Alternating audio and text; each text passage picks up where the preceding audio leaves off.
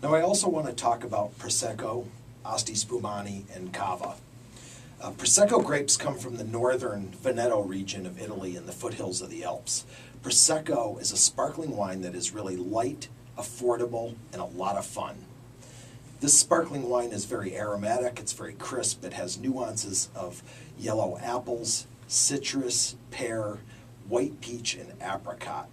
This is a sparkling wine that the girls love, guys. Note to self, and it's inexpensive, very accessible, it's easy to find, and on the blog I've got a lot of different suggestions for Proseccos that I think stand above the rest. Today's Proseccos tend to be very dry and very bubbly and present itself as very light and fresh with an intense bouquet and aroma that is also very pleasing and enjoyable when you're drinking the sparkling wine. Asti Spumanis, have kind of lost popularity in recent years, but they are also a very nice bottle of sparkling wine. Spumanis tend to be one of the best sparkling wines that there are to pair with chocolates, which we'll also talk about on the blog, and I'll have some suggestions for different chocolates that'll go with some of these sparklers. The Spumani is a very sweet sparkling wine, but with a very mellow effervescence. It's produced in the Asti region from Moscato grapes.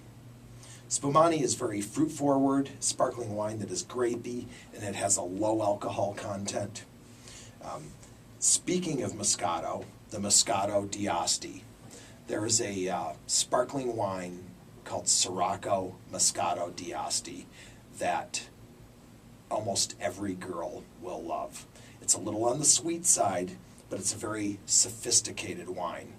Some of the less expensive Proseccos have larger bubbles and will go flat quickly. The better ones, the Prosecco Spumani, will stay effervescent much longer. The Moscato di Asti is a sparkling wine that is frizzante, meaning small bubbles. It's very smooth, very sophisticated. And for my palate, I find these to be more refined than a regular Asti Spumante. So I'm really recommending that Sirocco Moscato di Asti is a great aperitif or dessert type wine. It's maybe a complimentary wine for your Valentine's Day lineup. Cavas from the Catalonia region are just awesome. They're very inexpensive. They're made in that traditional méthode champenoise tradition, just as champagne is. So you're getting these inexpensive wines that are really well made for a very low price. So these are great for anybody's budget. They're very doable. The Cavas range in style from dry to sweet. You've got the Brut nature, or the Brut is extra dry. You've got the Secco that's dry. You've got the Semi-Secco that's a medium dry, and the Dolce that is sweet. And again, all of this information is on the blog, so you'll be able to go there and utilize this information so you can be an empowered consumer when you're going out shopping Sunday afternoon for your Valentine's Day lineup. There's another rosé style of Cava that's also produced using small amounts of red wine, Cabernet or a Grenache or a Grenache. They add it to the wine and then develop a sparkling rosé that's terrific. Some of the sparkling wines and champagnes that I'm going to recommend, Schramsberg is a great house. They've got a 2007 Brut Rosé that is complex, it is dry, it comes from small lots of Pinot Noir. They're fermented in contact with the skin that gives it that beautiful rosé color.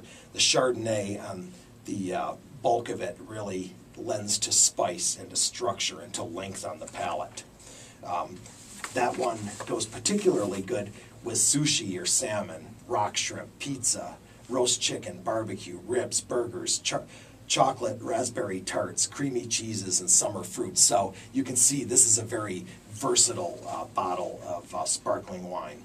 Roederer Estates is one of my favorites. One of the wines that you'll see on the blog is the La Meritage 2002. It was probably my sparkling wine of the year. This is made by the folks that produce Cristal. Cristal, if you don't know their history, that that Champagne Cristal was made in crystal wine bottles for the Tsar of France up until 1946. Now, us peasants, we get to drink some of that. Well, if you got $300 to spend anyways, you'll get to drink some Cristal. But this L'Hermitage is their prestige cuvée,